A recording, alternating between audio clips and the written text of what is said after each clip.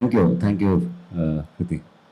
ಸೈಮಾ ಅಂದಾಗ ಯಾವಾಗಲೂ ನಮಗೊಂದು ಖುಷಿ ಆಗುತ್ತೆ. ವಿಷ್ಣು ಆಗಲಿ, ಬೃಂದ ಆಗಲಿ, ನಮ್ಮ ಅರವಿಂದ್ ಫೋನ್ ಮಾಡ್ತಾರೆ ಹಿಂಗೆ ಸೈಮಾದು ಪ್ರತಿ ಈವೆಂಟ್ ಇದ್ದಾಗ್ಲೂ.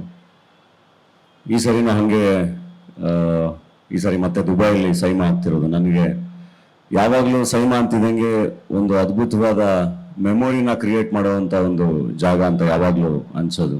ಅದನ್ನೇ ಪ್ರತಿ ಸರಿನೂ ಹೇಳ್ತಾ ಇರ್ತೀನಿ.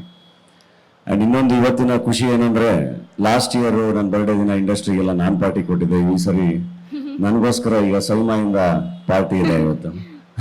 Thanks for that. ಸೊ ಎಲ್ಲ ಇಂಡಸ್ಟ್ರಿಯಿಂದ ಎಲ್ಲ ಕಲಾವಿದರು, ಎಲ್ಲ ನಿರ್ದೇಶಕರು ಎಲ್ಲರನ್ನೂ ಒಟ್ಟಿಗೆ ನೋಡೋವಂಥ ಒಂದು ಒಳ್ಳೆ ವೇದಿಕೆ.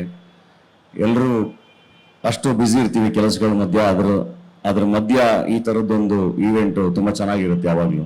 ಸೊ ಹಂಗಾಗಿ ಸೈಮಾ ಅಂತ ಅಂದಾಗ ಯಾವಾಗಲೂ ನಮ್ಮ ಪ್ರೆಸೆನ್ಸ್ ಇದ್ದೇ ಇರುತ್ತೆ ಅದು.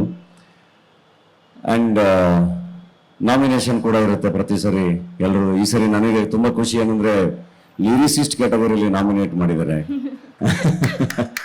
ಸೊ ಸಾಹಿತಿಯಾಗಿ, ಗೀತ ಸಾಹಿತಿಯಾಗಿ ನಾಮಿನೇಷನ್ ಎಲ್ಲ ಇದೆ. ಸೊ ತುಂಬ ಎಕ್ಸೈಟೆಡ್ ಇದ್ದೀನಿ, ಖುಷಿ ಇದ್ದೀನಿ.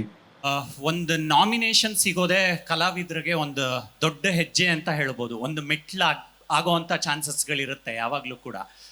ನೀವು ಆ್ಯಸ್ ಅನ್ ಆರ್ಟಿಸ್ಟ್ ಆಗಿ ಯಾವ ನಾಮಿನೇಷನ್ನು ಅಥವಾ ಯಾವ ಅವಾರ್ಡ್ಗೋಸ್ಕರ ನೀವು ಎಕ್ಸೈಟ್ ಆಗ್ತೀರಾ, ಕಾಯ್ತಾ ಇರ್ತೀರಾ ನೀವು? ಎನಿ ಅವಾರ್ಡ್ ನಾನು ಆ್ಯಕ್ಚುಲಿ ತುಂಬ ಎಕ್ಸೈಟ್ ಆಗಿದ್ದು ಅಂದರೆ, ಲೈಫಲ್ಲಿ ಬೆಸ್ಟ್ ಡೆಬ್ಯೂ ಒಂದೇ ಸರಿ ತೊಗೊಳಕ್ಕಾಗೋದು. ಬೆಸ್ಟ್ ಆ್ಯಕ್ಟ್ರ್ ತೊಗೊಳಕ್ಕೆ, ಬೇರೆದೆಲ್ಲ ತೊಗೊಳಕ್ಕೆ ತುಂಬ ಅವಕಾಶಗಳಿರುತ್ತೆ. ಬಟ್ ಮೊದಲನೇ ಸಿನಿಮಾಗೆ ಬೆಸ್ಟ್ ಡೆಬ್ಯೂ ಇದೆಯಲ್ಲ, ಅದು ಜೀವನದಲ್ಲಿ ಒಂದೇ ಸರಿ ತೊಗೊಳಕ್ಕಾಗೋದು. ಸೊ ಆ ಬೆಸ್ಟ್ ಡೆಬ್ಯೂ ತೊಗೊಂಡಾಗ ನಾನು ತುಂಬ ಖುಷಿಪಟ್ಟಿದ್ದೆ. ಸೈಮಾ ಅಲ್ಲಿಂದನೇ ಶುರುವಾಗಿದೆ, ಅದೇ ಫಸ್ಟು ಅವಾರ್ಡ್ ಬಂದಿದ್ದು. ತುಂಬ ಅದ್ಭುತವಾಗಿ ಒಂದು ಅದ್ಭುತವಾದ ಸೆಲೆಬ್ರೇಷನ್ನು ಸೈಮಾ ಅನ್ನೋದು. ಅದು ಪ್ರತಿ ವರ್ಷದಂತೆ ಈ ವರ್ಷವೂ ಅಷ್ಟೇ ಅದ್ಭುತವಾಗಿ ಆಗಲಿ, ಇನ್ನೂ ನಿರಂತರವಾಗಿ ಅಷ್ಟೇ ಅದ್ಭುತವಾಗಿ ಆಗಲಿ ಅಂತ ಹೇಳಿ ಆಶಿಸ್ತೀನಿ. Thank you. ಗ್ಯಾರಂಟಿ ನ್ಯೂಸ್, ಸುದ್ದಿ ಖಚಿತ, ನ್ಯಾಯ ನಿಶ್ಚಿತ.